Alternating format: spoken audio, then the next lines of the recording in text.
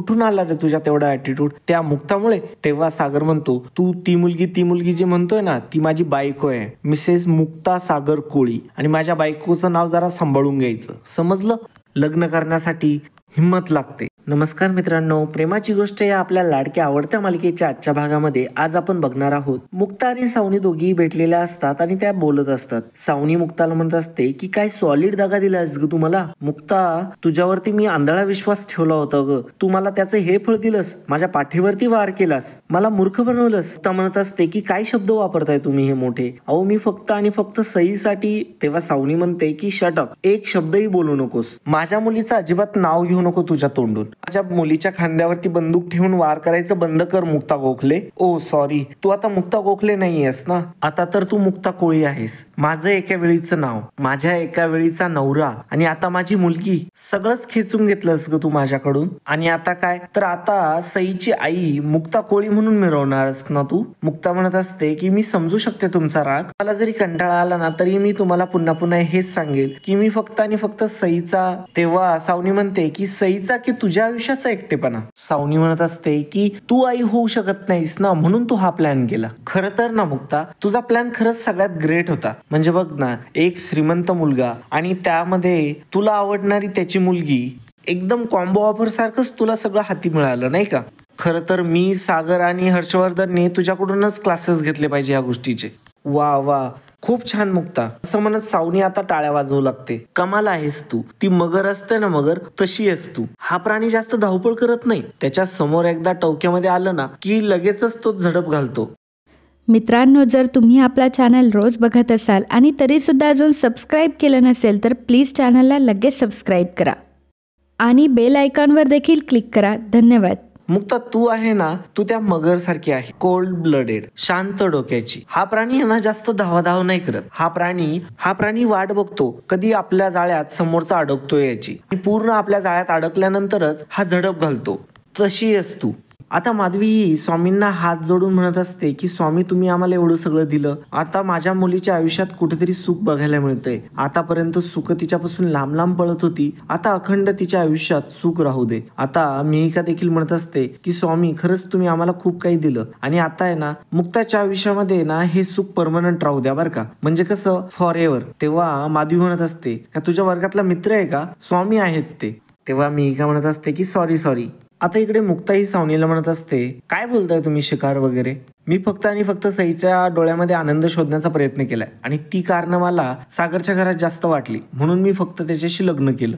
आणि तुमच्या दृष्टीने जे चूक आहे ना ते माझ्या दृष्टीने बरोबरही असू शकतं. तेव्हा सावनी म्हणते की हो, असू शकतं ना बरोबर, परंतु जगाच्या कोणत्याही डिक्शनरीमध्ये एका बाळाला आपल्या आईपासून तोडणं हे बरोबर कधीच असू शकत नाही. तू आई बनू शकत नाही ना, म्हणून तू हा प्लॅन केला होतास. तू आयुष्यात कधीच सुखी राहू शकणार नाही. तू एका आईला बाळापासून दूर केलं ना तर तुला कधी तुझ्या आईपणाचं आणि संसाराचं सुख मिळणार नाही. आता या दोघींचं बोलणं चालू असतं, तेवढ्यातच इंद्रा तिथे येते. इंद्रा तिथे येऊन आता सावनीची चांगलीच खरडपट्टी काढते. ती सावनीला म्हणत असते, काय ग काय बोलतीयस तू तिला, ती आता मुक्ता गोखले नाहीये, मुक्ता कोळी आहे, माझ्या सागरची बायको आणि माझ्या सईची आई. आणि काय म्हणतेस, आईकडून बाळाला हिसकावून घेतलं. आठव मागचे दिवस काय शेण खाल्लंयस तू, अगं 6 महिन्यांची होती तशी टाकून गेलीस तू तिला. ह्या इंद्रा कोळीनी सांभाळलंय तिला. इंद्रा आता सावनीला चांगलं सुनावत असते. ती म्हणत असते की जा ढळवय घरी निघ आणि ना माझ्या सईचं सगळं काही साहित्य घेऊन ये, तुझ्या त्या 6 फुटी बैलाला घे आणि लवकरात लवकर ते साहित्य आणून दे. काही जर दगाफटका केला ना तर गाठ माझ्याशी आहे, एवढं लक्षात ठेव. त्याची शपथ घेऊन सांगते, चिरुडून टाकेल तुम्हाला सगळ्यांना. सावनी आता फारच घाबरलेली असते आणि सावनी आता तिथून गपचूप काही न बोलता तिथून निघून जाते. आता इंद्रा ही मुक्ताला बोलत असते की काय ग तू काहीच का बोलली नाही, काय ऐकून घेते तिचं. तेव्हा मुक्ता म्हणते की ती म्हटली की तुला कोणतेही सुख लाभणार नाही आता. तेव्हा आता इंद्रा म्हणत असते, अगं ती बोलली आणि तू ऐकलं, अगं तिने हे सगळं स्वतःच्या स्वार्थासाठी केले, तिच्या त्या 6 फुटी बैलाला खुश करण्यासाठी फक्त, आणि तिने पैशासाठी स्वतःचा संसार उद्ध्वस्त केलाय अगं. आणि ती जर म्हणत असते ना आईला बाळापासून दूर केलं, ती जर म्हणते ना मी चांगली आई आहे, तर मग मी तर मिस वर्ल्ड असायला हवी होती. आणि मग आता इंद्रा व मुक्ता दोघी हसत असतात आणि खूप खुश असतात त्या. आता इंद्रा म्हणत असते की हे बघ, आता कोर्टाने पण मान्य केलंय तू सईची आई आहेस, तू आता आई झाली आहेस. आईचं काळीज हे सशासारखं असतं, जर वेळ आली ना तर वाघीण व्हावं लागतं आपल्या बाळासाठी. पुढच्या वेळी जर ती बिलिंदर मांजर जर आडवी आली ना तर वाघिणीची नखं काढ. 101च्या दारात उभी राहून माझ्या सागरला जशी बोच बोचकायची ना तशी बोचक तिला. आता सई येणार असते त्यामुळे सर्वांचीच लगबग सुरू असते. घरामध्ये तयारी करण्यासाठी लकी आणि स्वाती हे ते फुगे फुगवत असतात आणि आता मुक्ता सईसाठी गाजरचा हलवा देखील करणार असते आणि तेवढ्यातच फोन येतो की सई आली म्हणून. आणि मग सर्वजण खाली जायला निघतात, परंतु बापू म्हणतात की नाही, फक्त सुनबाई जाणार एकट्या. आणि मग मुक्ता सईला आणण्यासाठी खाली जाते. तर इकडे खाली हा सागर उभा असतो आणि समोरून हर्षवर्धन, सावनी आणि इंद्रा हे तिघेही गाडीमध्ये आलेले असतात. ते गाडीतून खाली उतरतात. इंद्रा म्हणत असते, अय बाईला ती डिकी उचक आणि सगळं साहित्य काढून दे, एक सुई पण ठेवू नको नाहीतर टोचन तुम्हाला. आणि मग सई देखील गाडीतून खाली उतरते आणि सागरच्या दिशेने धावू लागते आणि सागरला मिठी मारते. मुक्ता देखील तिथे आलेली असते, मुक्ताला देखील ती मिठी मारते. आणि मग इंद्रा म्हणते की आम्ही जातो वरती, सागर लवकर वरती आहे, कुणाच्या पण नादी लागू नको. आणि आता ते गेलेले असतात आणि आता सागर हा हर्षवर्धनकडे आलेला असतो आणि म्हणत असतो, तुला म्हणालो होतो ना मी, तू स्वतः सईला घेऊन येशील माझ्या दारात म्हणून, हे बघ आलास तू.